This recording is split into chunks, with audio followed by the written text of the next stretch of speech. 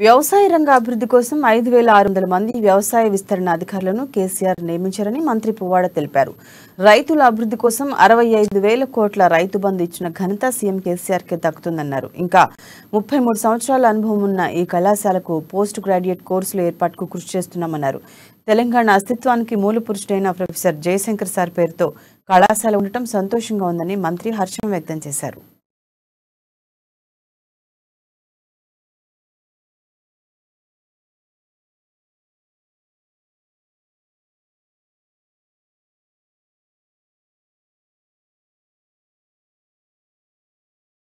మీ అందరితోని ఈరోజు అగ్రికల్చర్ కాలేజ్లో నేను మంత్రిగా మొట్టమొదటిసారి ఈ అగ్రికల్చర్ కాలేజ్లో అఫీషియల్ ఒక ప్రోగ్రామ్ పార్టిసిపేట్ చేస్తాం.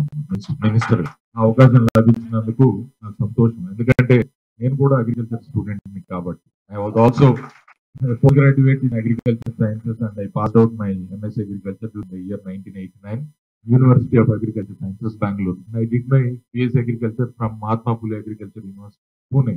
రాహురి యూనివర్సిటీ పూణే.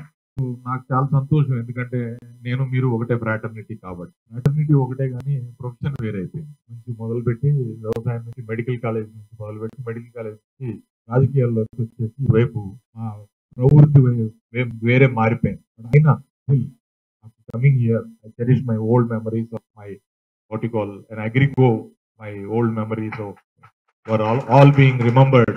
మీ అందరితోని ఈరోజు అగ్రికల్చర్ కాలేజ్లో నేను మంత్రిగా మొట్టమొదటిసారి ఈ అగ్రికల్చర్ కాలేజ్లో అఫీషియల్ ఒక ప్రోగ్రామ్ పార్టిసిపేట్ చేస్తాం. మినిస్టర్ అవకాశం లభించినందుకు నాకు సంతోషం. ఎందుకంటే నేను కూడా అగ్రికల్చర్ స్టూడెంట్ని కాబట్టి ఐ వాజ్